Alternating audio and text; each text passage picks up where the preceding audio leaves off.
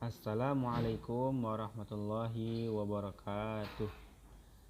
Alhamdulillah, pada kesempatan kali ini Ustadz akan melanjutkan pelajaran kelima, yaitu kisah hijrah pertama dalam Islam ketika muslimin berlindung di Habasyah ya. Mohon didengarkan baik-baik. Hijrah pertama yang dilakukan kaum muslimin yaitu ke negeri Habasyah, kini dikenal sebagai Ethiopia, sebuah kerajaan di daratan benua Afrika. Hijrah ini dilakukan atas perintah Nabi Muhammad SAW demi menghindari penyiksaan dan penindasan yang dilakukan oleh kaum Quraisy. Setelah Rasulullah SAW melihat apa yang menimpa para sahabatnya dari siksaan, sementara beliau mendapat perlindungan yang cukup dari Allah Subhanahu wa taala, kemudian juga dari pamannya yaitu Abu Talib, dan beliau merasa tidak mampu memberikan perlindungan kepada mereka yaitu kaum muslimin. Pada saat itulah beliau berkata kepada mereka, "Seandainya kalian pergi ke negeri Habasyah, karena negeri itu dipimpin oleh seorang raja yang tidak satupun dari rakyatnya yang terzalimi, dan bumi itu adalah bumi yang aman.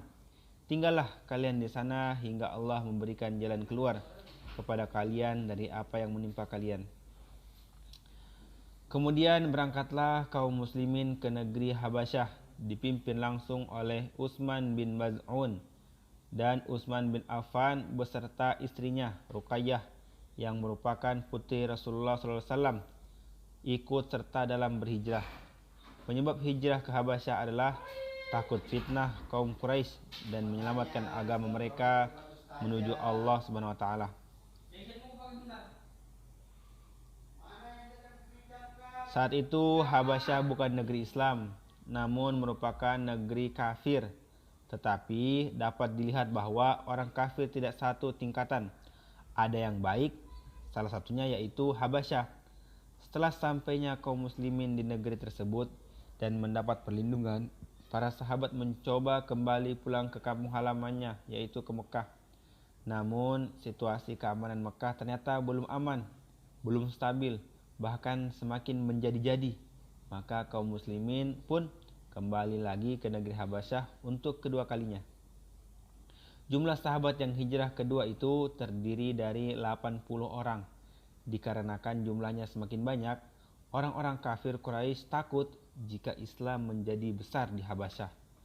Kemudian kaum Quraisy mengutus 2 orang untuk menghadap ke Raja Najasyi, yaitu Raja Habasyah.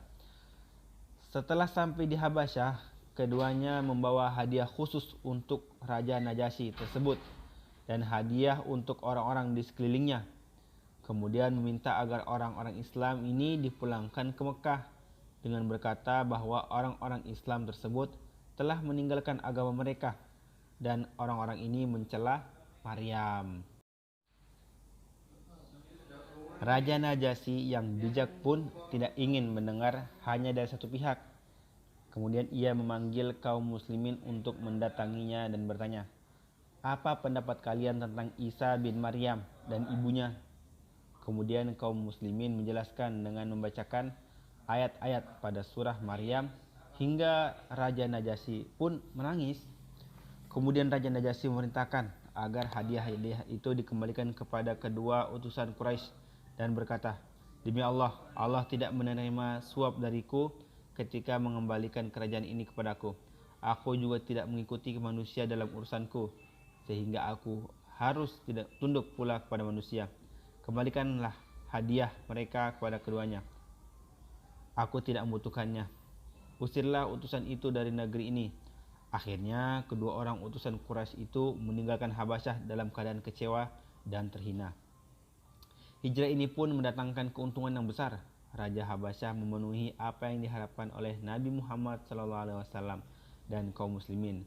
Beliau bersedia memberi jaminan keselamatan serta menghormati akidah umat Islam yang berada di negerinya.